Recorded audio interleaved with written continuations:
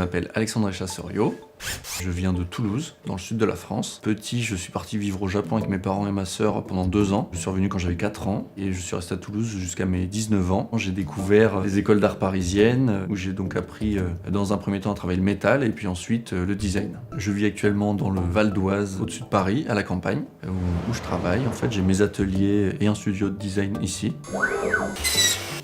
Si j'étais une œuvre, je serais le conteneur zéro de Renault. Si j'étais un morceau de musique, je serais Ridan, l'agriculteur. J'en ai ras-le-bol de tout ce béton, j'ai la folie des grands espaces. Si j'étais un livre, je serais 2 livres. Je serais Lettre à un jeune poète de Rainer Maria Rilke. Mais je serais également, je pense, Être ou ne pas être beauf de Cabu. Donc je suis designer.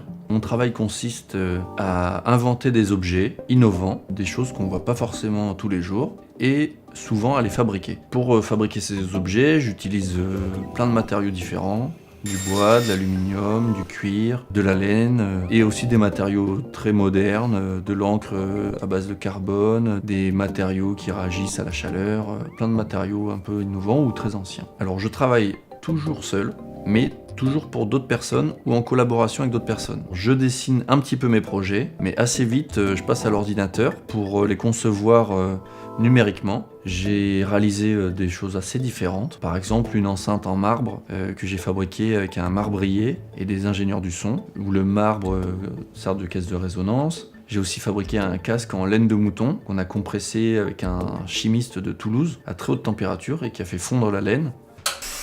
Mon projet pour la fabrique de l'atelier des enfants du centre Pompidou s'appelle Faites vos jeux. Pendant le projet Faites vos jeux, on va concevoir plein de jeux qui seront soit des classiques revisités, soit des jeux qui vont convoquer des matériaux qu'on n'aura pas souvent utilisés. On va changer d'échelle, agrandir certains jeux, en réduire d'autres. On va aussi jouer avec des choses qui vont pas durer, qui vont disparaître, fondre, s'évaporer.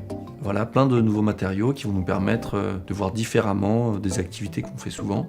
Donc au fur et à mesure des séances, on va fabriquer nos jeux, mais on va aussi contribuer à la fabrication d'un jeu plus grand qu'on révélera à la fin et qui sera en fait un peu une montagne, soit de tous les jeux qu'on a fait, ou alors un élément qui va englober un peu tout ce qu'on a visité et qui sera une sorte de grande machine infernale.